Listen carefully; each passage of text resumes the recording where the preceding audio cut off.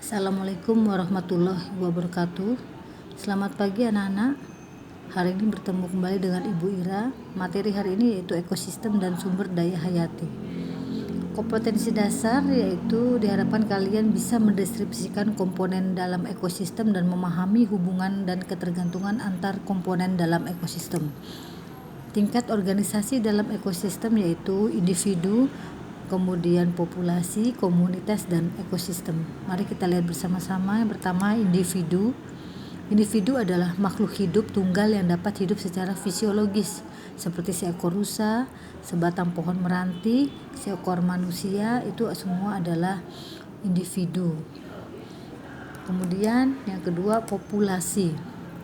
Populasi merupakan kumpulan dari individu sejenis pada suatu daerah seperti ini ya. Jadi rusa di padang rumput, pohon kelapa, dan perkebunan.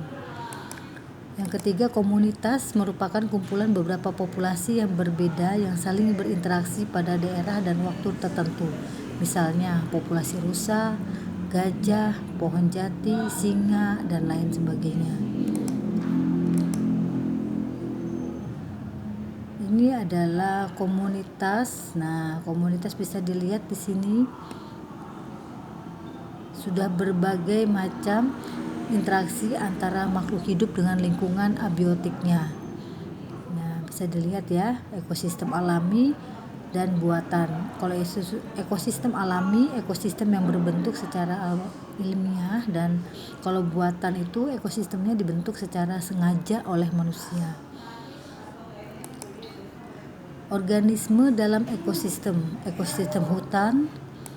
Nah, ada cacing di sini. Kemudian di sini karnivora, herbivora, kemudian herbivora, dan omnivora. Jadi organisasi dalam ekosistem itu berbagai macam di hutan. Ini juga ada omnivora. Komponen abiotik. Komponen abiotik, air sangat penting bagi makhluk hidup. Jadi air berfungsi sebagai pelarut zat dalam tubuh, pengangkut, tempat berlangsungnya reaksi biokimia, dan sebagainya. Kemudian udara. Tahukah kamu mengapa udara diperlukan oleh komponen biotik? Udara merupakan campuran berbagai macam gas. Nah, jadi misalnya nitrogen, oksigen, karbon dioksida, dan sebagainya. Cahaya matahari diperlukan untuk proses fotosintesis pada tumbuhan hijau. Selain itu juga, cahaya matahari juga mempengaruhi suhu bumi. Tanah merupakan salah satu komponen abiotik yang sangat penting bagi kehidupan. Tanah ini menentukan jenis tumbuhan yang dapat hidup dari jenis tumbuhan yang menentukan jenis-jenis hewan yang dapat hidup di sekelilingnya. Kemudian suhu, makhluk hidup membutuhkan suhu sesuai agar dapat bertahan hidup. Hubungan simbiosis dari simbiosis, contohnya simbiosis mutualisme.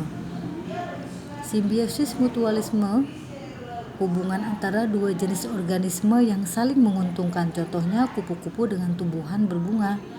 Kupu-kupu memperoleh madu dari bunga, sedangkan tumbuhan berbunga dari bantuan proses penyerbukan. Kemudian simbiosis komensalisme, yaitu hubungan antara dua jenis organisme di mana yang satu diuntungkan dan yang lain tidak dirugikan saat saling berinteraksi. Contohnya tanaman anggrek dengan pohon yang ditumpanginya. Tanaman anggrek diuntungkan karena dapat hidup di pohon, sedangkan pohon tidak dapat keuntungan atau kerugian apapun dari hadirnya tanaman anggrek. Yang terakhir yaitu simbiosis parasitisme, hubungan antara dua jenis organisme yang merugikan salah satu pihak, sedangkan pihak yang lain diuntungkan saat berinteraksi. Contohnya tumbuhan tali putri dan benalu dengan inangnya. Contoh lainnya yaitu kutu yang hidup pada kulit hewan. Kutu mendapat untung karena menghisap darah, sedangkan hewan dirugikan karena darahnya dihisap dan menjadi gatal-gatal. Nah, mudah-mudahan kalian mengerti. Sampai di sini dulu ya dengan Bu Ira. Assalamualaikum warahmatullahi wabarakatuh.